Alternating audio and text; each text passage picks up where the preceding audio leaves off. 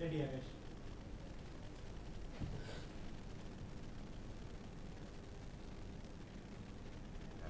देश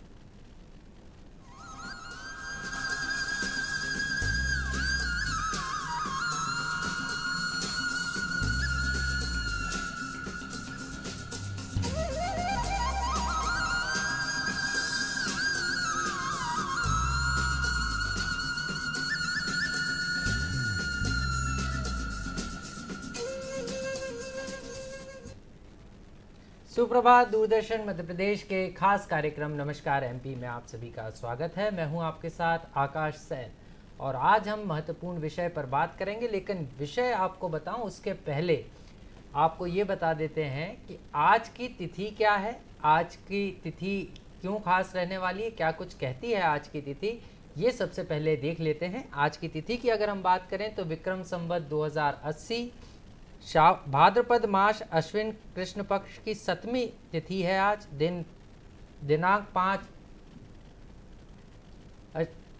माफ कीजिए, अश्विन माह कृष्ण पक्ष सप्तमी 5 अक्टूबर 2023 दिन गुरुवार। और अब बात करते हैं शुभ विचार की। तिथि हमने आपको बता दी, लेकिन शुभ विचार भी देख लेते हैं कि शुभ विचार क्या कुछ कहता है। हौसला होना चाहिए, बस जिंदगी कहीं से भी शुरू की जा सकती है। तो जीवन में हौसला की काफ़ी ज़रूरत है। अगर हौसला है तो आप कितनी परेशानी आ जाए, कितनी बार भी गिर जाएं, लेकिन खड़े होने का अगर हौसला हो तो आप दोबारा से अपनी ज़िंदगी शुरू कर सकते हैं और सफल हो सकते हैं। ये बात शुभ विचार के ज़रिए आज हमने समझी है, लेकिन आज का इतिहास क्या कुछ कहता है वो भी हम एक नज़र देख लेते हैं। और आज के इतिहास की अगर हम बात करें तो आज के दिन 1524 में रानी दुर्गावती का जन्म हुआ था। आज उनकी जयंती मनाई जा रही है। वो वीरांगना थी और मुगलों के खिलाफ उन्होंने कई युद्ध लड़े।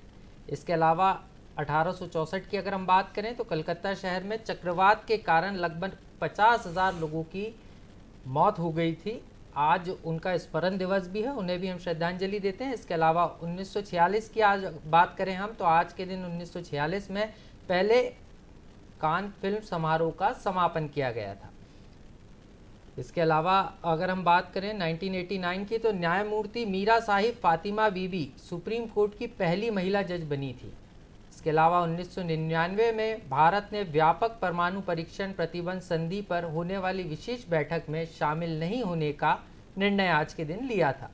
इसके अलावा 2004 की अगर हम बात करें तो पश्चिम एशिया पर अरब देशों के प्रस्ताव का अमेरिका ने विरोध किया था। वहीं अगर 2005 की अगर हम बात करें तो खुश मिजाजी में भारत चौथे नंबर पर आया था। खुश मिजाजी की मामला यानी प्रसन्न रहने के मामले में भी भारत 2005 में चौथे नंबर पर आया था, जो लगातार बढ़ रहा है आगे की तरफ। 2008 की अगर हम बात करें तो केंद्र सरकार ने सर्वोच्च न्यायालय के दिशा निर्देशानुसार सेतु समुद्रम परियोजना के लिए दूसरी जगहों का परीक्षण शुरू किया था। वहीं अगर हम बात करें तो भारत में दुनिया का सबसे सस्ता आकाश टैबलेट भी आज ही के दिन लॉन्च किया गया था, जिसकी कीमत 2250 रुपये रखी गई थी। 2003 में विलियम्स जोन्स भारत के पेशेवर बिलियर्ड्स खिलाड़ी का आज निधन हुआ था, उनका स्मरण दिवस भी है आज। इसके अलावा 1981 में भगवती चरण वर्मा का स्मृति दिवस है आज। हिंदी जगत के प्रमुख साहित्यकारों में से एक थे। इसके अलावा अगर हम बात करें तो आज विश्व शिक्षक दिवस और वरिष्ठ नागरिक दिवस भी आज के दिन मनाया जाता है। तो दर्शकों, ये आज के इतिहास की बात हमने आपको बताई और सबसे पहले आपको बता देता हूं कि नमस्कार एमपी हमारा सजीव फोन इन कार्यक्रम है और इस कार्यक्रम से आप सीधे हमारे विशेषज्ञों से जुड़कर बात कर सकते हैं। टीवी स्क्रीन पर टेलीफोन नंबर्स आपको दिखाए जाएंगे, उनको नोट कर लीजिए। मैं भी आपको एक बार बता देता हूं, हमारा टोल फ्री नंबर है 1800-233-0040। इसके अलावा भोपाल का कोड लिख लीजिए 0755। इसके अलावा जो नंबर है वो भी आप नोट कर लीजिए 26600, माफ़ कीजिएगा 266049। तो ये नंबर है, इन नंबर्स पर आप कॉल करके सीधे हमारे विशेषज्ञों से जुड़ सकते हैं। और अब आज बात करेंगे हमारे विषय की। हमारा आज विषय रहने वाला है हिंदी का वैश्विक परिदृश्य। इस पर आज चर्चा करेंगे हम और इस पर चर्चा करने के लिए मेरे साथ मौजूद हैं डॉक्टर जवाहर कर्नावत जी, हिंदी के विशेषज्ञ हैं। इसके अलावा सलाहकार हैं प्रवासी भारतीय जो शोध केंद्र है रविन्द्रनाथ टैगोर विश्वविद्यालय का, उसके सलाहकार हैं। सर बहुत बहुत स्वागत है आपका दूरदर्शन जी। इसके अलावा आज हम तेजी से बढ़ती पैथी होम्योपैथी पर भी चर्चा करेंगे, और इस पर चर्चा करने के लिए हमारे साथ मौजूद हैं डॉक्टर प्रीति तेलंग जी, जेपी अस्पताल का जो आयुष विंग है उसकी जो है प्रभारी हैं। मैम बहुत बहुत स्वागत है आपका भी दूरदर्शन। सर आपसे शुरुआत करना चाहूँगा क्योंकि हाल ही में हिंदी दिवस भी निकला है कुछ दिन पहले, और हिंदी की बात अब चहु दिशा में हो रही है, पूरे विश्व में हो रही है, और हिंदी को कहते भी है कि हिंदी एक ऐसी भाषा है जो सभी भाषाओं को जोड़ती है। तो शुरुआत इसी से करेंगे क्योंकि आपकी भी हिंदी में अच्छी खासी रुचि है। वाणिज्य के स्टूडेंट होने के बाद भी हिंदी ने आपको इतना प्रभावित किया कि आप हिंदी से सीधे जुड़ चले, और अब हिंदी ने आपका भी नाम किया और आप भी लगातार हिंदी के विस्तार को लेकर काम कर रहे हैं। जी जी जी। देखिए, हिंदी का वैश्विक परिदृश्य तो लगभग 200 साल पहले से ही पूरे विश्व में धीरे धीरे फैलता गया है जी। और आप जानते हैं कि जब हमारे भारत के लोग गिरमिटिया मजदूर के रूप में इन देशों में गए थे जिन्हें गिरमिटिया देश कहा जाता है, अगर आप लें तो मॉरिशस को लें, फिजी को लें, गयाना को लें, सूरीनाम को लें, ट्रिनिदाद को लें, यहाँ तक कि दक्षिण अफ्रीका को लें, तो ये 1834 के बाद से जब भारतीय गए तो अपने साथ साथ अपने धार्मिक ग्रंथों को ले गए थे और उनको पढ़ने के लिए और वहाँ पर अपनी पीढ़ी को भारतीय संस्कृति से जोड़े रखने के लिए भी हिंदी भाषा की शुरुआत हुई, और उसके बाद तो वो लगातार फलती फूलती गई। और आप देखते हैं कि जब हमारे लोग नौकरी की तलाश में आज़ादी के थोड़ा पहले और आज़ादी के बाद, चाहे वो अमेरिकन देशों में गए हों, यूरोपियन देशों में गए हों, तो वहाँ पर भी उसका फैलाव होता गया। और सबसे बड़ी बात यह है कि जब हम भारतीय साहित्य और संस्कृति की बात करते हैं तो वहाँ के विश्वविद्यालयों में भी एक तरह से, जिसको हम कहते हैं भारतीय अध्ययन विभाग, इंडोलॉजी डिपार्टमेंट के रूप में भी उन ग्रंथों का अध्ययन करने के भी, उस भाषा को सीखने के लिए हिंदी भाषा या यूँ कहा जाए कि भारतीय भाषा विभागों की स्थापना हुई। तो इस प्रकार ये बहुत प्रचलन, तो आप देखेंगे तो जापान में तो 100 साल से अधिक हो गए जब हिंदी की पढ़ाई होती है। ऐसे अनेक देश हैं जहाँ पर हिंदी शिक्षण के रूप में भी बहुत सालों से पढ़ाई जा रही है। नहीं सर, पढ़ाई तो जा रही है, लेकिन सवाल यहाँ ये बनता है कि पहले एक स्टेटस सिंबल हुआ करता था कि इंग्लिश आती है तो हमें सब आता है, लेकिन अब ये धीरे धीरे चेंज हो रहा है और अब हिंदी की तरफ भी लोग जुड़ते जा रहे हैं। और हम देख रहे हैं कि सिर्फ भारत में नहीं, तो भारत में जितनी जागरूकता नहीं है अभी कहीं ना कहीं, लेकिन विदेशों में अब लोग तेज़ी के साथ हिंदी को समझना चाहते हैं, हिंदी को जीना चाहते हैं। अगर ये भी कहें तो गलत नहीं होगा, क्योंकि हिंदी की जो वर्णमाला है, हर शब्द का एक अर्थ है और उसके अंदर एक जो पूरी वर्णमाला जो माला में बना देती है एक सुंदर सी। तो क्योंकि आप कई विदेशों में आपने यात्राएँ की हैं, आपको सम्मानित किया गया है, तो विदेशों में जब आप जाते हैं तो यहाँ कैसे देखते हैं हिंदी को, कि हिंदी के प्रति लोगों का कितनी जागरूकता आई है लोगों में और कितने हिंदी प्रेमी वहाँ पर भी नजर आते हैं? देखिए, हाँ, जब कोई देश शक्तिशाली होता है तो उसका ध्यान पूरे विश्व की ओर जाता है जी। और आप देख रहे हैं कि हमने कितनी प्रगति की है, और खासकर आर्थिक दृष्टि से हम जितने समृद्ध हुए हैं तो हमारा ध्यान पूरे विश्व की ओर गया। और इसीलिए जब किसी देश की ओर ध्यान जाता है तो उस देश की जो मुख्य भाषा है, आप विश्व में जहाँ हैं तो वो भले ही हमारे यहाँ कितनी भाषाएं हैं, लेकिन हमारी राजभाषा होने के कारण, भारत सरकार की राजभाषा होने के कारण, वो एक प्रतिनिधि भाषा के रूप में हिंदी पूरे विश्व में जानी जाती है। और इसीलिए जब लोग यहाँ आना चाहते हैं, इस देश को समझना चाहते हैं, या हमारे वहाँ पर जो लोग प्रवासी भारतीय, अब तो लगभग 3.5 करोड़ से अधिक हैं पुरुष में, तो वो उस भाषा को अंगीकार करते हैं।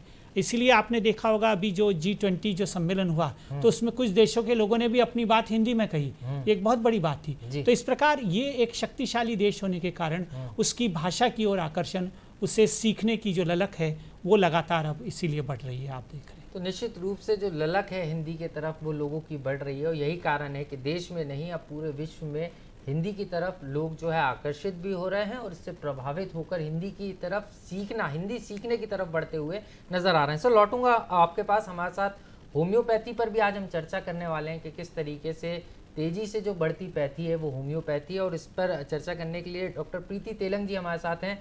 मैम आपसे ही समझना चाहूँगा, क्योंकि जब बात आती है एलोपैथी की या कई गंभीर बीमारियों की, तो हर व्यक्ति सबसे पहले एलोपैथी में क्योंकि त्वरित आराम मिलता है तो वही पैथी का इस्तेमाल होता है, लेकिन अब देख रहे हैं कि कोविड के बाद से होम्योपैथी की तरफ भी लोगों का रुझान तेजी से बढ़ा है, और कहते हैं छोटी गोली बड़ा आराम।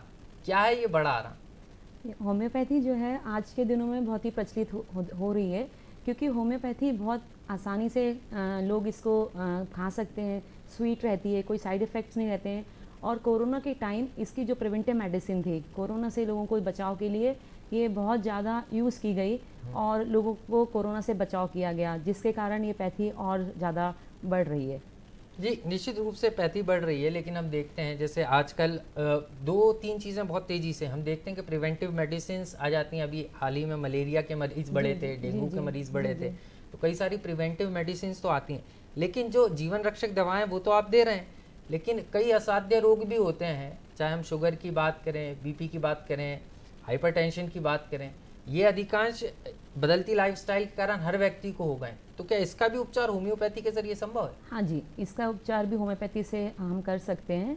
और एक्चुअली क्या है कि जो लोग हैं, आपने जैसे कहा कि लोग एलोपैथी की ओर जाते हैं, तुरंत ट्रीटमेंट लेते हैं, क्योंकि एक्चुअली सब अपने अपनी जो हर पैथी अपने में बेस्ट है, बट सबकी अपनी अपनी लिमिटेशन है। तो होम्योपैथी में हम डायबिटिक, थायराइड, जो भी हार्मोनल डिस्टर्बेंस है उसका अच्छा से अच्छा ट्रीटमेंट देते हैं।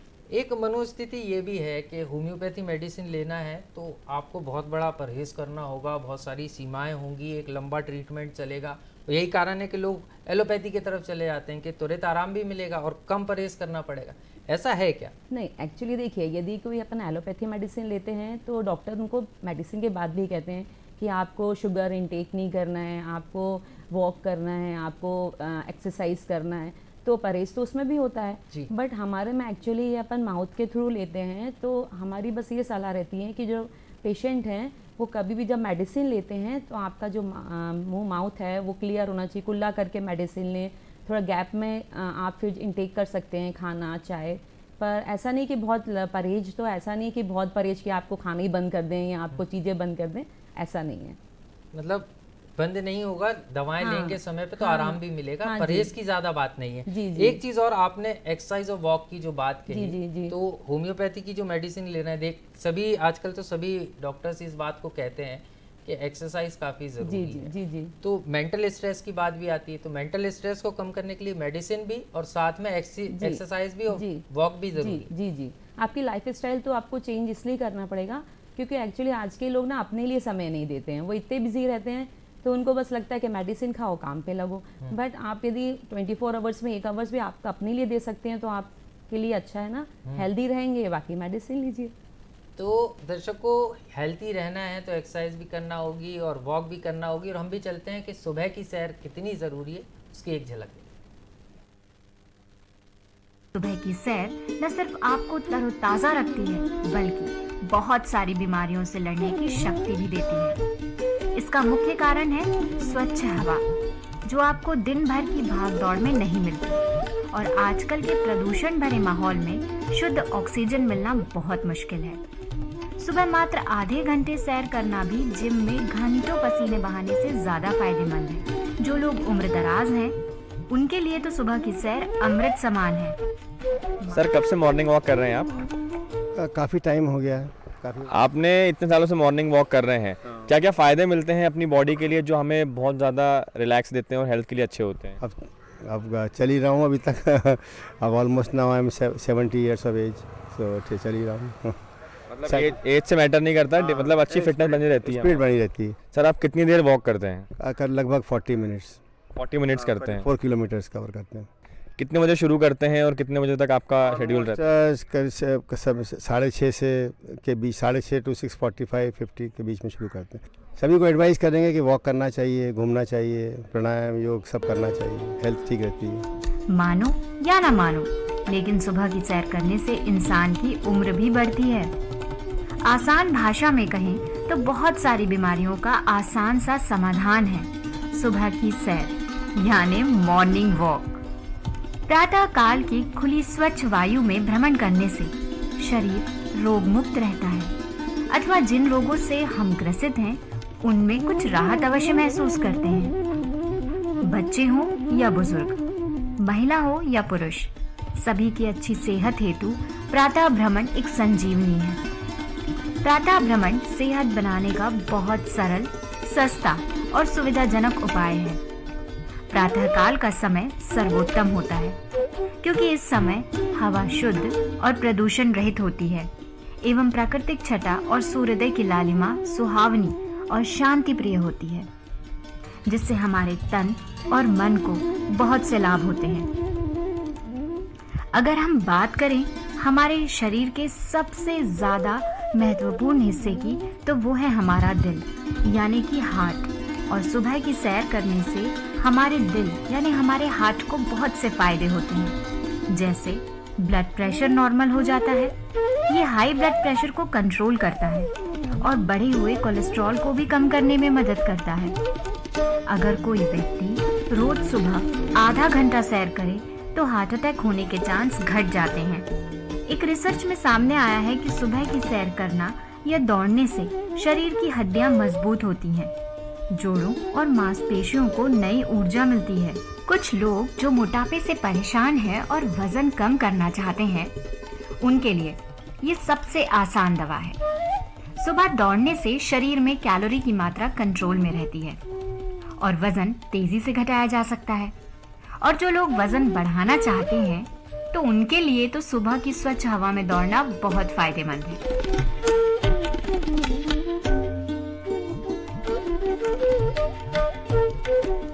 देखिए, घूमने फिरने से व्यक्ति निश्चित ही बहुत ही पॉजिटिव होता है, क्योंकि पूरी दिन भर जो हमारी संगत होती है वो संसार के साथ होती है, दूसरे लोगों के साथ होती है, और सुबह जो हमारी संगत होती है वो प्रकृति के साथ होती है, और इससे हमारे मन में शुद्धता आती है, पवित्रता आती है, और इसी से सारे कार्य हमारे सफल होते हैं। बाकी सभी लोग जो लोग मॉर्निंग वॉक करना चाहते हैं लेकिन कर नहीं पा रहे हैं या फिर उन्हें शुरू करना चाहिए, तो उनके लिए आप क्या संदेश देना चाहेंगे अपने माध्यम से? मैं तो सिर्फ इतना ही संदेश देना चाहूँगा कि उनको यदि जीवन में स्वस्थ रहना है, लंबी आयु चाहिए, अथवा यदि व्यक्ति ये सोचता है कि किसी भी प्रकार का संसार में उसको सुख चाहिए, तो सबसे पहले उसको मॉर्निंग वॉक से ही शुरुआत करनी पड़ेगी। यूँ तो आप कसरत कभी भी कर सकते हैं, लेकिन एक्सरसाइज करने का सबसे अच्छा समय सुबह का माना जाता है। हालांकि शुरुआत में आपके लिए ये थोड़ा मुश्किल होगा, लेकिन एक बार आदत हो जाने के बाद ये आपको अच्छा लगेगा और फर्क आप खुद महसूस करेंगे। यहाँ हम आपको बता रहे हैं कि सुबह एक्सरसाइज करना आपके लिए क्यों फायदेमंद होता है। एक्सरसाइज हमारी मांसपेशियों को स्वस्थ रखती है और शरीर में खून के बहाव को भी बेहतर बनाती है, जिससे आप स्वस्थ तो रहते ही हैं। सही ब्लड सप्लाई मिलने से दिमाग भी सक्रिय रूप से कार्य करता है और नई ब्रेन सेल्स बनने में भी मदद मिलती है। एक्सरसाइज ब्लड प्रेशर को नियंत्रित करने में मदद करती है। नियमित एक्सरसाइज करने से हाई ब्लड प्रेशर तकरीबन 75% तक कम हो जाता है। इसके अलावा एरोबिक्स भी ब्लड प्रेशर के लिए बेहद फायदेमंद है। नियमित एक्सरसाइज करने से मेटाबॉलिज्म बढ़ता है और एक्सरसाइज के बाद आराम करते समय भी कैलोरी बर्न होती है, जिससे तेजी से वजन कम होता है। इसके अलावा एक्सरसाइज आपकी बढ़ती उम्र की गति को धीमा करके आपको अधिक समय तक जवान बनाए रखने में भी मदद करती है। सबसे बेहतर और बेस्ट होता है रोजाना।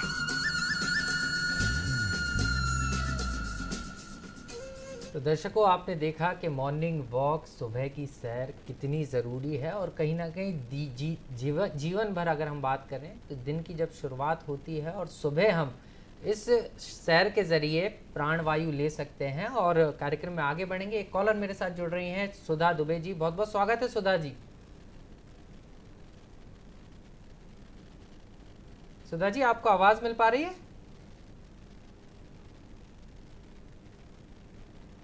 लगता है सुधा जी से तकनीकी कारणों के चलते संपर्क नहीं हो पा रहा है। दोबारा जुड़ने की कोशिश करेंगे, कार्यक्रम में आगे बढ़ेंगे। डॉक्टर कर्णावत जी हमारे साथ हैं। सर, बात हो रही है, अगर बात करें हम तो हिंदी का वैश्विक परिदृश्य, तो यहाँ पर एक चीज़ और देखने में आती है, क्योंकि आप हिंदी को काफ़ी करीब से देख रहे हैं और आपको लिम्का बुक ऑफ रिकॉर्ड्स में भी यहाँ पर सम्मानित किया गया है, आपका इसमें नाम है। तो ऐसी क्या सर अंदर से ललक आई? हाँ, बोल के नहीं रहे। हेलो, आवाज नहीं आ रही ना मुझे? क्या जी? आवाज नहीं आ रही जी? हाँ, मुझे साउंड नहीं आ रहा। मैं पूछूं, प्रश्न पूछूं? जी जी, सवाल पूछिए। हेलो जी, पूछिए, सवाल पूछिए। बोलिए सुधा जी। हेलो, हाँ जी, मेरा प्रश्न हिंदी पर है, कर्णावत जी से। जी जी जी। मैं भोपाल से सुधा दुबे बोल रही हूँ। नमस्कार सर। नमस्कार। मैं ये पूछना चाहती हूँ कि हिंदी को तकनीकी ज्ञान और चिकित्सा विज्ञान से जोड़ना क्या पिछड़ेपन की निशानी होगा या विकास के रास्ते में रुकावट बनेगा? नहीं, आप इसमें पिछड़ेपन की निशानी तो इसलिए नहीं है कि आप विश्व के कितने देशों को देखिए, वहाँ पर जो भी तकनीकी ज्ञान होता है या चिकित्सा का ज्ञान होता है वो अपनी भाषा में ही होता है। और आप चाहे जापान को देख लें, आप फ्रांस को देख लें। दूसरा, आप आम आदमी में चिकित्सा से सबसे ज़्यादा आम आदमी जुड़ा हुआ है। क्या आप जानते हैं कि डॉक्टर जो हमारी पर्ची लिखता है उसको वो कुछ समझ पाते हैं? ठीक है, वो संभव न भी हो तो कम से कम हमारे जो हमारे युवा हैं, कितने ग्रामीण युवा हैं केवल इसलिए आगे नहीं बढ़ पाते हैं कि उनको अंग्रेजी का ज्ञान नहीं होता है, जबकि वो बुद्धि कौशल में ज़बरदस्त होते हैं। तो इसलिए ये बहुत ज़रूरी है। हम अंग्रेजी का विरोध नहीं करते हैं, वो भी ज्ञान के लिए बहुत ज़रूरी है, लेकिन अगर हम अपनी भाषा में अगर शिक्षा देते हैं तो उसमें पिछड़ेपन का सवाल ही नहीं उठता है। वो तो विकास के लिए, और जो हमारे युवा हैं जो बहुत कुशल हैं लेकिन केवल एक भाषा के कारण आगे नहीं बढ़ पाते हैं, उनके लिए तो ये विकास का मार्ग ही होगा। निश्चित रूप से। धन्यवाद सर, धन्यवाद जी, बहुत बहुत शुक्रिया आपका जुड़ने के लिए कार्यक्रम में। सर, जो सवाल निकल कर आया उससे आपको नहीं लगता कि कहीं ना कहीं हिंदी को लेकर अभी भी जो मनोस्थिति है लोगों की वो स्पष्ट नहीं है, या हम कह सकते हैं कि इसको हम प्रोफेशनली व्यवसाय से नहीं जोड़ पाए, ऐसी स्थिति लगती है क्या आपको? नहीं, देखिए अब धीरे धीरे बहुत परिदृश्य बदला है। आप 1947-1950 का परिदृश्य देखिए। आज कितनी जो हमारी कॉम्पिटिटिव एग्ज़ाम से प्रतियोगी परीक्षाएं उसमें उस भाषा का विकल्प दिया है। एक समय था जब आपकी यूपीएससी की परीक्षाओं में हमारी भाषाओं को कोई स्थान नहीं है। आज कोई भी अगर प्रत्याशी चाहे तो सारी भारतीय भाषाओं में यूपीएससी की परीक्षा दे सकता है। अंग्रेजी एक विषय है, वो ज़रूरी भी है। तो इस प्रकार कितनी ही, और दूसरा धीरे धीरे आप देख रहे हैं कि जब हमारी कई ऐसी आपने देखा होगा, चाहे वो स्किल डेवलपमेंट की बात हो या हमारे लघु उद्योगों की बात हो, तो वहाँ पर भी अब धीरे धीरे इन भाषाओं के माध्यम से शिक्षण प्रशिक्षण देने की शुरुआत हुई है। तो इसको प्रयास तो हो रहा है, लेकिन आप जानते हैं कि हमारे लोगों को अपनी मानसिकता बदलना पड़ेगी। एक जो छद्म मानसिकता है कि नहीं भाई हमारा विकास तो इससे ही होगा, और जो लोग बिल्कुल भी अंग्रेजी बहुत कम जानते हैं वो भी जो व्यर्थ में ज़बरदस्ती उसको एक स्टेटस सिंबल बनाकर उस भाषा का प्रयोग करते हैं। तो इसलिए स्थिति तो बदल रही है। और स्थिति बदल रही है जैसे कि आप भी कह रहे हैं, लेकिन आपको नहीं लगता कि जिस तेज़ी के साथ हर चीज़ बदल रही है और अब इंडिया से भारत भी कहा जाने लगा, इस बार नई शुरुआत हमने देखा जो है G20 में की गई सरकार के द्वारा, लेकिन इन सब के बावजूद भी एक सवाल ये आता है कि जब कोई भी अगर हम बात करें तो यहाँ पर विज्ञापन देखते हैं नौकरी का या स्कूलों में, तो हर चीज़ में रहता है कि अंग्रेज़ी सर्वप्रथम, उसके बाद हिंदी को वैकल्पिक नहीं प्रमुख बनाने की ज़रूरत भी है। देखिए, एक बात और आपको कहना चाहता हूँ कि हमारे यहाँ पर हमारे संविधान में 22 भाषाओं को 8वीं अनुसूची में दर्जा दिया गया है। तो इसलिए हमको हिंदी के साथ साथ उन सभी भारतीय भाषाओं का भी ध्यान रखना पड़ता है। और आप देखिए, हम प्रजातांत्रिक देश में हैं, तो हम केवल हिंदी को भी लाएंगे तो आपने देखा होगा उन भाषाओं की फिर अवहेलना होगी। इसलिए अभी धीरे धीरे इस और भी प्रयास हो रहे हैं कि हम अपनी प्रतिस्पर्धी परीक्षाओं में हिंदी के साथ साथ भारतीय भाषाओं को भी रखें, और ये शुरुआत हो गई। आप देखिए, बैंकिंग का लिपिकीय वर्ग है वो भारतीय भाषाओं में हो रहा है। इसके अलावा अभी कई हमारी जो प्रवेश परीक्षाएं आप देखेंगे उसमें हिंदी के साथ साथ भारतीय भाषा भी आ रही।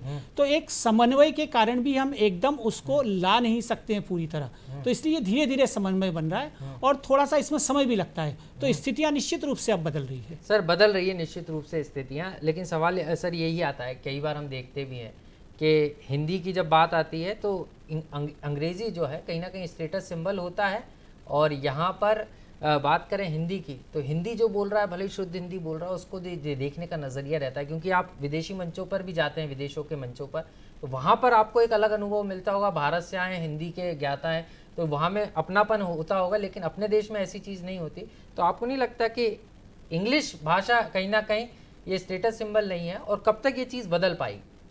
देखिए, ये तो बदलने में समय तो लगेगा, लेकिन आप देखिए धीरे धीरे समस्या ये है कि हमारी भाषा की शुद्धता जो है वो कम होती जा रही है। आप हमारे समाचार पत्रों को उठाकर आप देखेंगे तो हमारे कितने समाचार पत्र हैं जो व्यर्थ में हिंदी के प्रचलित शब्दों के बजाय ज़बरदस्ती अंग्रेजी की शब्दों को लिख रहे हैं, तो वो उससे हमारा पूरा एक वातावरण खराब होता है। हमारे सरल हिंदी के शब्द है लेकिन उसके बावजूद उनको अंग्रेजी में लिखा जा रहा है। ग्राहक शब्द सरल शब्द है लेकिन उसको वो अब समाचार पत्र कस्टमर लिख रहे हैं। तो इसलिए ये पूरे वातावरण को समझने की ज़रूरत है और एक हमारे दिमाग में जो हमारी भाषाओं के लिए हमारा जो सोच है उसको बदलने की ज़रूरत है। हमें अपनी भाषा को किस प्रकार हम एक प्रतिष्ठा का प्रश्न बनाएं। दूसरे देशों में ऐसे ही होता है, उनके लिए भाषा पूरा प्रतिष्ठा का प्रश्न है, लेकिन हमारे यहाँ उसको प्रतिष्ठा का प्रश्न ही मानते हैं। तो इसलिए ये हमारा जो मानसिक बदलाव है इसकी हमको बहुत लाने की ज़रूरत है और इसके लिए जागरूकता बहुत ज़रूरी है। निश्चित रूप से जागरूकता ज़रूरी है और हमको हमारी भाषा को, हमारी जो राजभाषा हिंदी, इसको अपनी प्रतिष्ठा बनाना होगा, तभी जाकर हिंदी का विकास हो सकता है, विस्तार हो सकता है। सर दोबारा अपने सवाल पर लौटूंगा। 25 देशों से आपने जी निश्चित रूप से सर आपके पास लौटूंगा। एक कॉलर हमारे साथ जुड़ गए हैं। जी राकेश जी, बहुत बहुत स्वागत है आपका। राकेश जी, मेरी आवाज सुन पा रहे हैं आप? हाँ जी, मेरी आवाज आ रही है सर? जी सवाल पूछिए।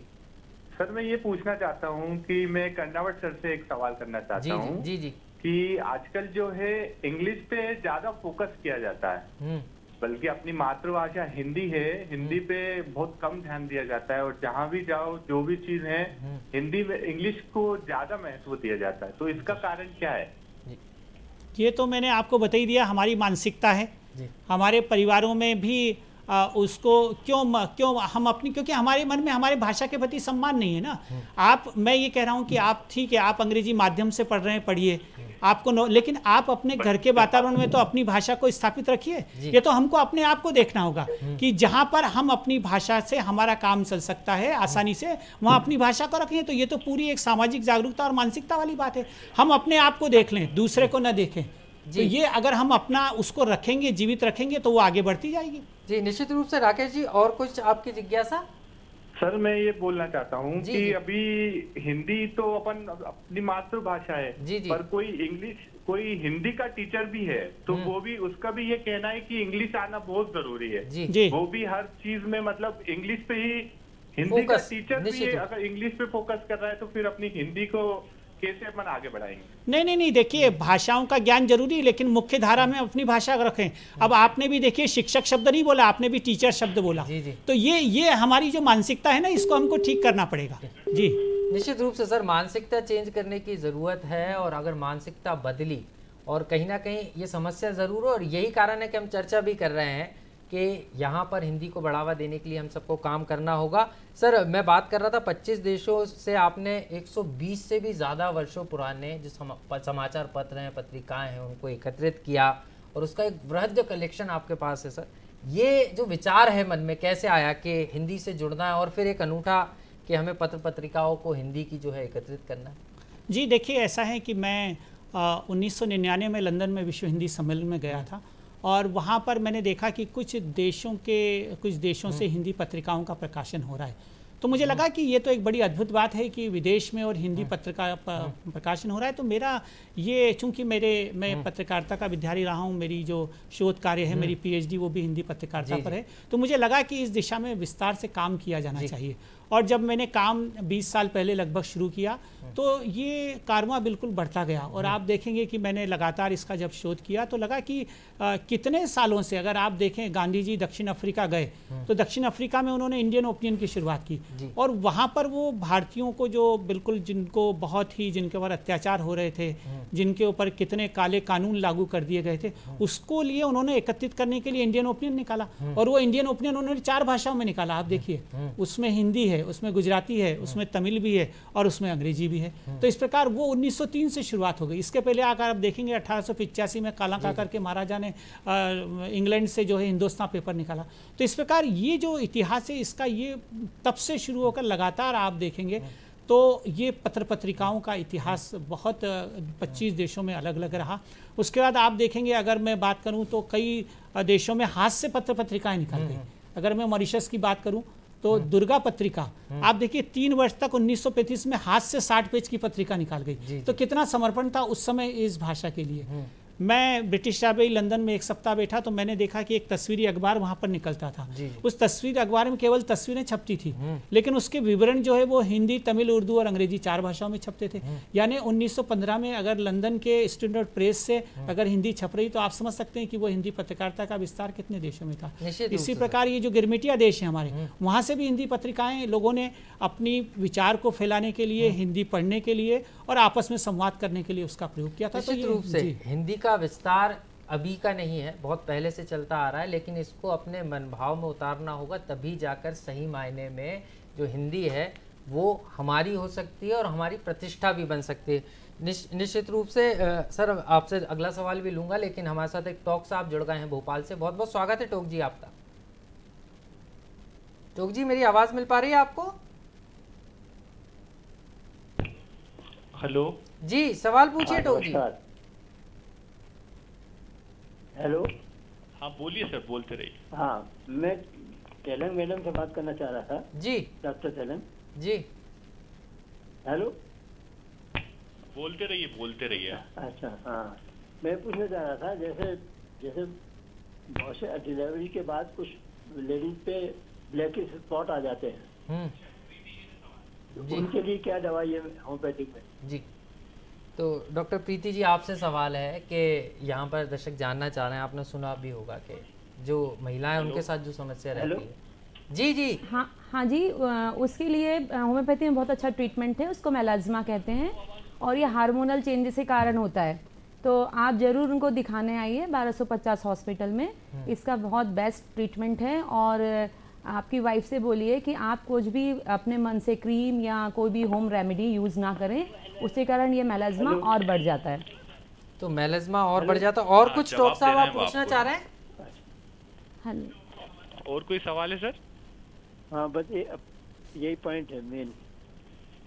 जी टोक साहब, लगता है टोक साहब बहुत बहुत शुक्रिया हमारे साथ जुड़ने के लिए। तो प्रीति मैम आपके पास ही आना चाह रहा था मैं, और टोक साहब ने सवाल भी पूछा। 2 चीज़ें बहुत तेज़ी से बढ़ रही हैं अगर हम बात करें।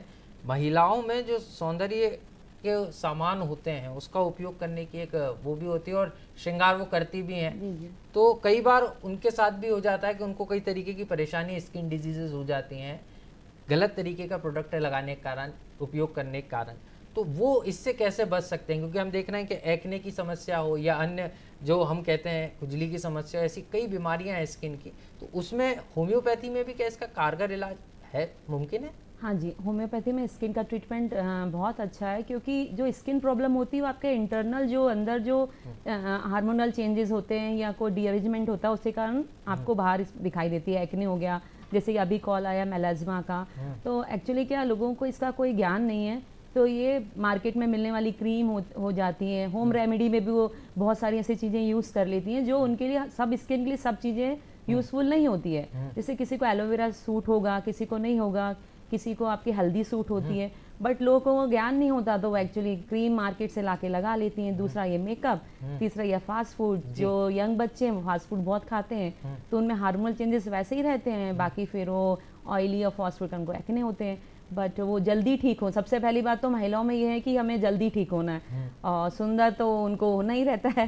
तो इस कारण से क्या है वो केस बिगड़ते हैं, और जो हमारे पास आते हैं वो बहुत पुराने आते हैं, टाइम तो लगता है पर ठीक हो जाते हैं।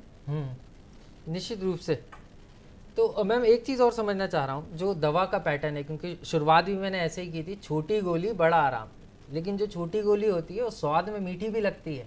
तो लोगों के मन में एक खास तौर पर जो शुगर पेशेंट्स होते हैं कि मीठी गोली दे रहे हैं, इससे शुगर कैसे कम होगी, तो कैसे उसका उपचार कर सकते हैं वो भी आपसे समझूंगा। हम चर्चा जारी रखेंगे। एक कॉलर जुड़ गई है नीलम जी मेरे साथ जबलपुर से, बहुत बहुत स्वागत है नीलम जी।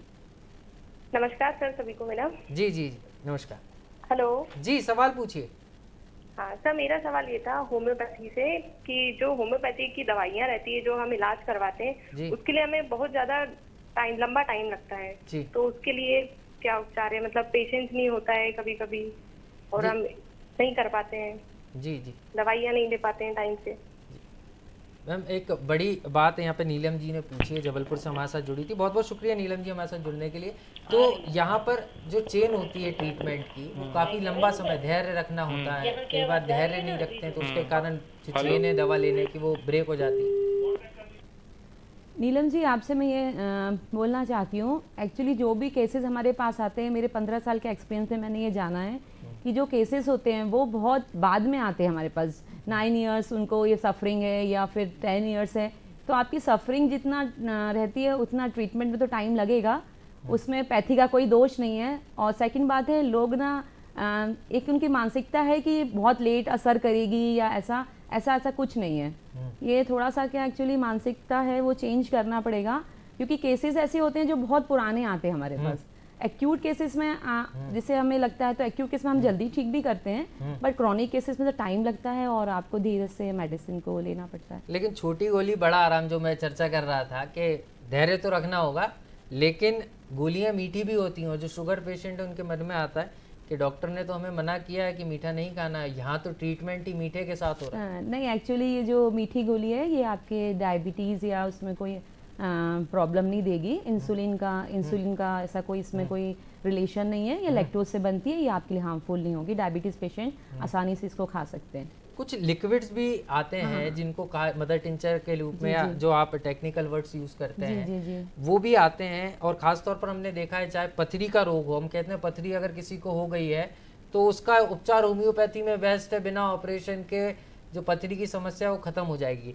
तो ये किडनी की पथरी होती है या गुर्दे की होती है, और कितना उपचार होता है, और क्या वाकई में इससे जो उपचार है वो हो जाता है? हाँ, रीनल स्टोन या पथरी में इसमें अच्छा इलाज है, बेस्ट इलाज है। बट हम लोगों को या हम ये देखते हैं, हम पहले इसकी सोनोग्राफी करवाते हैं, हम देखते हैं साइज कितना है, कहाँ पर है, तो उससे ट्रीटमेंट तो हो जाता है और आपको बिना सर्जरी के पथरी निकाल दी जाती है। जी, तो बिना सर्जरी के भी यहाँ पर पथरी का उपचार है, और कई ऐसी असाध्य बीमारियां हैं जिसका उपचार यहाँ पर किया जा सकता है। और सीधे तौर पर अगर हम बात करें तो होम्योपैथी एक ऐसी विधा हो गई है, अब ऐसी पैथी हो गई है जिसके ज़रिए कई सारे जो लोग हैं वो अपना उपचार करा रहे हैं। और अगर आपके भी कोई सवाल है तो आप हमारे जो विशेषज्ञ हैं उनसे पूछ सकते हैं। लौटेंगे हिंदी की तरफ, हिंदी पर भी बात करेंगे। डॉक्टर जवाहर कन्नावत जी भी हमारे साथ जुड़े हुए हैं। सर, बात हम हिंदी के विस्तार की कर रहे थे, वैश्विक परिदृश्य की बात कर रहे थे।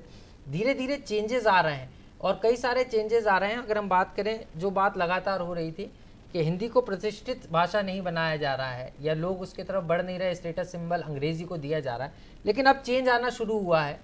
तो अब आपको लगता है कि अभी तो अब मेडिकल की पढ़ाई भी हिंदी में शुरू हो गई है, मध्य प्रदेश में इसकी शुरुआत भी हुई है, कई सारे कोर्स हिंदी में आ रहे हैं, तो अब आपको लग रहा है कि एक मौका आ गया है सामाजिक दृष्टिकोण से भी, सामाजिक रूप से भी हिंदी को आगे बढ़ाने के लिए एक जागरूकता आंदोलन होना चाहिए जिससे लोग हिंदी से जुड़े? हाँ, देखिए, उस गति से तो नहीं हुआ है जिस गति से होना चाहिए, लेकिन अब परिवर्तन लगातार हो रहा है।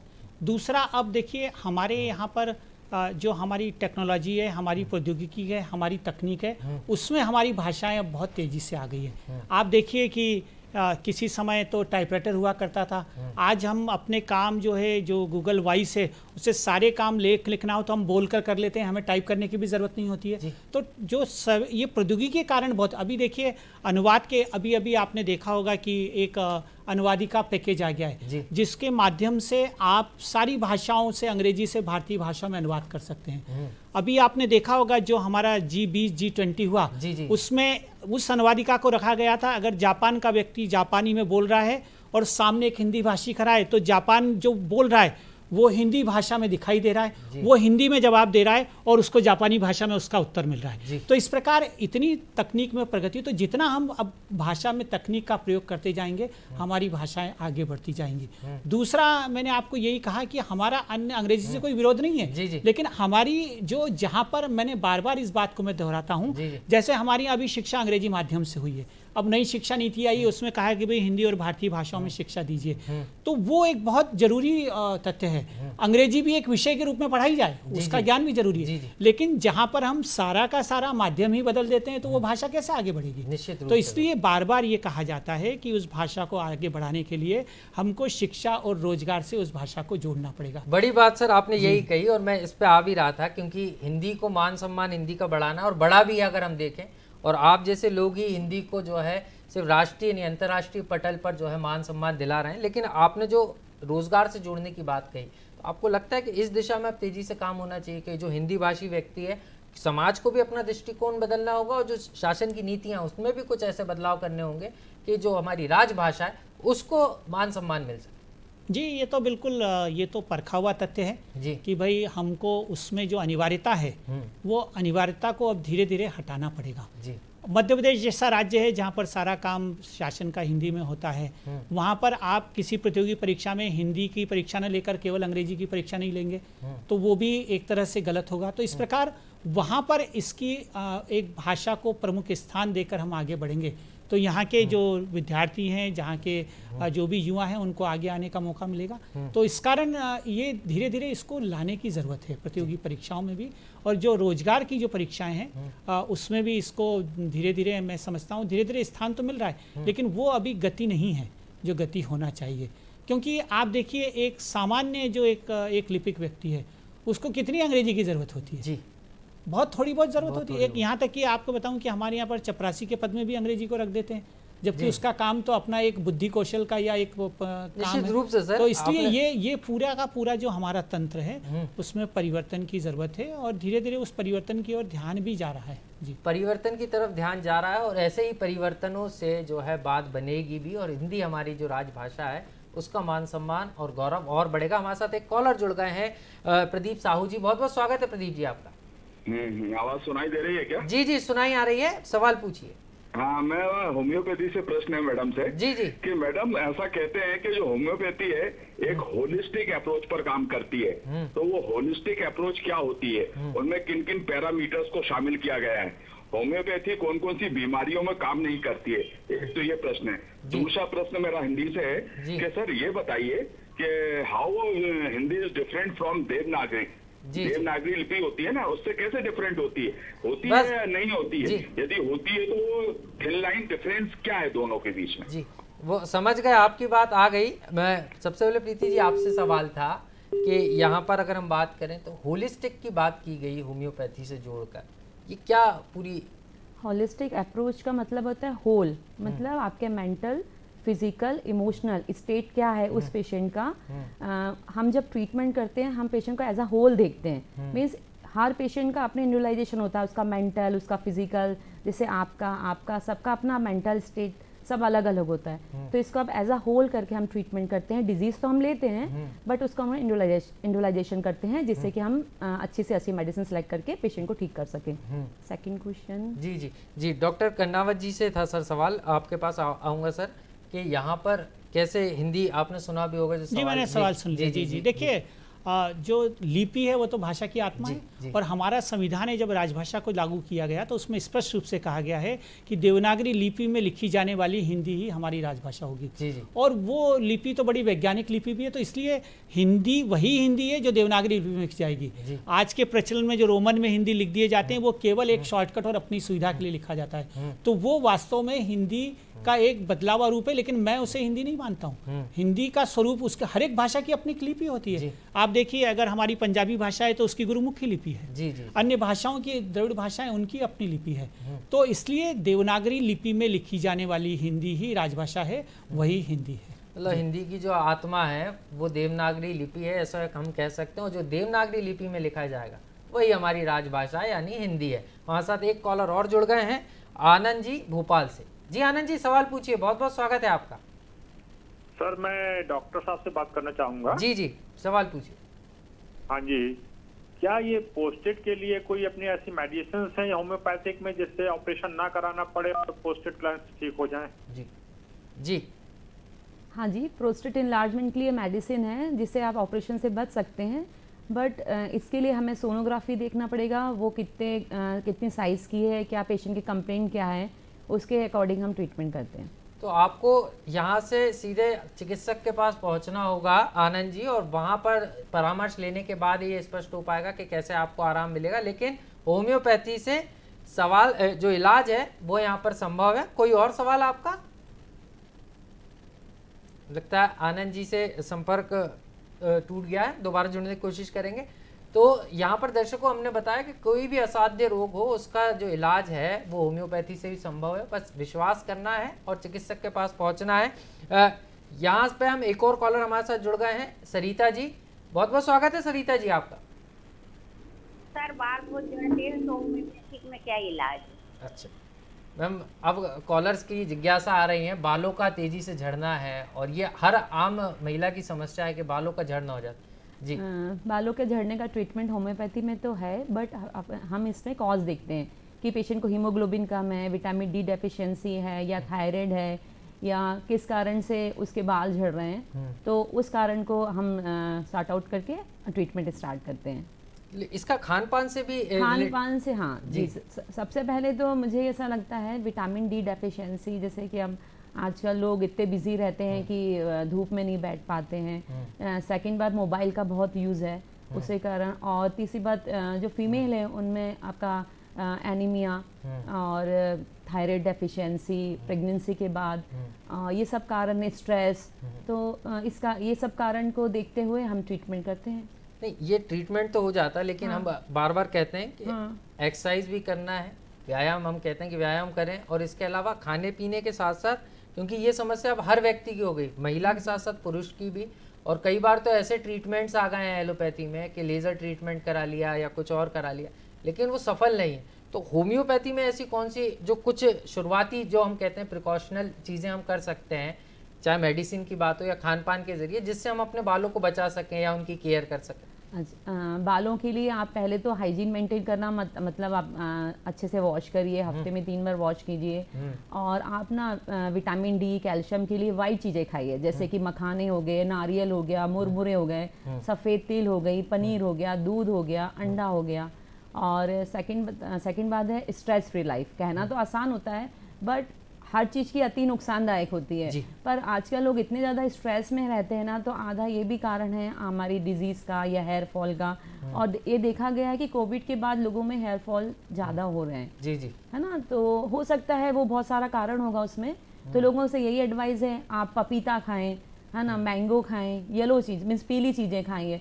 तो मैं पेशेंट को ये एडवाइस देती हूँ कि आपका खान पीन जीवन शैली बहुत ज़रूरी है। आप कोई भी पैथी लीजिए, बट ये चीज़ों को तो आपको ध्यान रखना है, क्योंकि सप्लीमेंट जो आपके नेचुरल हैं वो ही अच्छे हैं। आप सोचिए बायोटीन ले लें, आजकल बहुत प्रचलन में है, कैरोटीन थेरेपी ले लें, विटामिन खा लें, नहीं, जो आपका नेचुरल चीज़ है, दाल चावल, प्रोटीन डाइट, और मैंने इससे सफ़ेद चीज़ें बताई। निश्चित रूप से प्रोटीन डाइट काफ़ी ज़रूरी है। मैं एक चीज़ और समझना चाह रहा था, आपने प्रोटीन डाइट की तो बात की, हम देखते हैं कि आजकल व्यक्तियों में टेंशन्स काफ़ी सारे हो गए, और हम देखते हैं नींद की गोलियां, नींद नहीं आ रही, प्रॉपर नींद की गोली ले रहे हैं या कुछ अन्य प्रकार की दवाएं भी ले रहे हैं, उसके कारण कई बार हमारे जो दूसरे बॉडी पार्ट्स हैं वो ख़राब होने लगते हैं। तो होम्योपैथी में ऐसी मेडिसिन हैं, क्योंकि अगर हम बात करें कि रात में नींद नहीं आना, तो लोग टैबलेट्स ले रहे हैं, वो 2-3 ज़्यादा खा ली तो पता चले वो नींद इतनी लंबी नींद में परिवर्तित हो जाती है, कई बार जान पर बनाती है। तो होम्योपैथी में भी इसके लिए क्या प्रॉपर ट्रीटमेंट है, उपचार है, और ऐसी मेडिसिन है जिनका कोई नुकसान ना हो और व्यक्ति को नींद भी आ जाए? हाँ जी, नींद के लिए, मेंटल काम के लिए, आप बस स्ट्रेस फ्री रहें, तो उसके लिए बहुत सारी ऐसी मेडिसिन है जो हम देते हैं, उससे कोई साइड इफेक्ट नहीं होता है। इसमें ये नहीं कि मैंने मेडिसिन दी और आप सो गए या आपको ऐसा लगे कि मुझे नींद की गोली खाने की आदत हो जाएगी, ऐसा नहीं। इसमें बहुत सारे ट्रीटमेंट हैं जिससे आपको ये नींद की समस्या छूट सकती है। तो निश्चित रूप से दर्शकों, नींद की जो समस्या है उससे भी आपको निजात मिल सकती है। थोड़ा सा संयम रखना होगा, संयम के साथ साथ प्रॉपर चिकित्सक के पास पहुंचकर ट्रीटमेंट कराना होगा, दवा लेनी होगी, और ये आदत में नहीं बढ़ती। और सीधे तौर पर अगर हम बात करें तो भाषा जो है संस्कृति का पोषण भी करती है, और कहीं ना कहीं संस्कृति से जोड़ने का काम भी हमको करती हैं, और हमें बताती हैं कि हमारा इतिहास क्या है। और हम सीधे चलेंगे डॉक्टर जवाहर कर्नावत जी के पास। सर, यहाँ पर भाषा की जब बात आती है और हिंदी काफ़ी अपनापन महसूस कराती है, और हम कहते हैं कि हमें संस्कृति को अगर समझना है तो हमें भाषा से जुड़ना होगा। जी जी जी। तो हिंदी की अगर हम बात करते हैं, और हम देखते भी हैं कि इस बार तो हर चीज़ वसुदेव कुटुंबकम की हम बात कर लेते हैं, तो कितना ज़रूरी हो जाता है कि बच्चों को, अब हम देख रहे हैं मॉम डैड, ये सारी चीज़ें प्रचलित हो गई हैं, यहाँ पर ही हमें दोबारा से उस कल्चर की तरफ लौटना होगा, माता पिता से शुरुआत करनी होगी, तो कहीं ना कहीं बच्चों को शुरू से हिंदी से लगाव होना शुरू होगा। देखिए, ये तो बिल्कुल आपने सही कहा, और हमारी जो इतनी समृद्ध संस्कृति है वो तो पूरी हमारी भाषाओं में ही है। हमारे चाहे पुरातन ग्रंथ हों, हमारे वेद पुराण हों, या आज भी हैं। और मैं अभी 10 दिन पहले देखिए मॉरिशस में था। अब आप देखिए वहाँ पर 550 उस केवल 12.5 लाख 13 लाख का देश है, 550 से अधिक बैठकाएं कहा जाता है उनको, जी। जहाँ पर बच्चों को हिंदी पढ़ाई जाती है, जहाँ पर हनुमान चालीसा का पाठ पढ़ाया जाता है। तो देखिए, और उनके यहाँ पर बड़े बड़े अक्षरों में लिखा होता है उनकी पत्रिकाओं में बड़ी कि भाषा गई तो संस्कृति गई। जी। भले ही वो फ्रेंच माध्यम से पढ़ रहे हों, वो अंग्रेजी माध्यम से पढ़ रहे हों, लेकिन उन्होंने अपनी संस्कृति को जीवित रखने के लिए तय किया है कि भाई हमारे बच्चों को ये भाषा भी सीखना चाहिए। तो निश्चित रूप से जब उन देशों में इस तरह प्रयास हो रहे हैं, तो हमारे यहाँ तो अब स्थिति थोड़ी सी बहुत विपरीत हो रही है। तो इसकी तरफ तो हमारे जो माता पिता हैं उनको ही संस्कार देना होंगे। जी देखिए, हम वैश्विक होना चाहते हैं, हम वैश्विक होते हैं, लेकिन हम स्थानीय और राष्ट्रीय नहीं होना चाहते जी। तो इसलिए सीधे सीधे हम वैश्विक होना चाहते हैं। तो वैश्विक होने के लिए हमारी जड़ों से हमको जुड़े रहना बहुत जरूरी है। जड़ों में हमें जड़ों से समझना होगा, हिंदी से जुड़ना होगा, तभी जाकर हिंदी का विस्तार हो सकता है और हिंदी वैश्विक रूप में अपनाई जा सकती है। सर, एक चीज़ और समझना चाह रहा था, हिंदी के विस्तार में आप टेलीविज़न और फिल्मों का कितना योगदान मानते हैं? क्योंकि हम देख रहे हैं कि जो साउथ की मूवीज़ हैं या फिल्में हैं वो भी अब हिंदी में आ रही हैं और बहुत सराही जा रही हैं। तो कहीं ना कहीं नहीं लगता कि भाषा के विस्तार में कहीं ना कहीं टेलीविज़न और फिल्म इंडस्ट्री ने, जो बिग पर्दा कहा जाता है, बड़े पर्दे ने भी महत्वपूर्ण रोल निभाया? जी, ये तो निर्विवाद है कि सबसे ज़्यादा अगर प्रचार प्रसार हिंदी का हुआ है तो वो सिनेमा के कारण हुआ और फिल्मी गीतों के कारण हुआ है। और मैं आपको ये बता दूं, आप विश्व में कहीं भी चले जाएं तो आपको फिल्मी गीत हिंदी के सुनने मिल जाएंगे।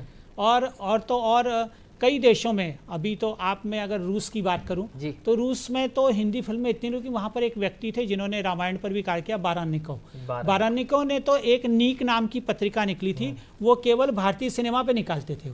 हमारे वहाँ पर जो भी हमारे हीरो हैं वो इतने लोकप्रिय थे। तो इस प्रकार इसके माध्यम से तो, और दूसरा अभी तो देखिए हिंदी शिक्षण में प्रयोग हो रहे हैं कि हम गानों के माध्यम से हिंदी का व्याकरण भी सिखा रहे हैं। क्या बात। हाँ, ऐसे नए नए जो प्रयोग हो रहे हैं कि भाई किस प्रकार उसमें भूतकाल भी है, वर्तमान काल भी है और भविष्य काल भी है। तो इस प्रकार ये तो सबसे महत्वपूर्ण और सबसे प्रचलित विधा रही है, फिल्में, सिनेमा और जो भारतीय का जो गाने हैं। तो उसके कारण तो पूरे विश्व में हिंदी का प्रचलन हुआ है और कई लोग उसका अर्थ भी नहीं जानते हैं और उन गानों को समझने के लिए भी भाषा सीखते हैं कि आखिर इस शब्द का मतलब क्या है, और उनको वो कई लोग नहीं जानते हैं लेकिन उनको सुनना अच्छा लगता है ना। तो ये तो एक बहुत सशक्त माध्यम आज भी है, पहले भी था और भविष्य में भी रहेगा।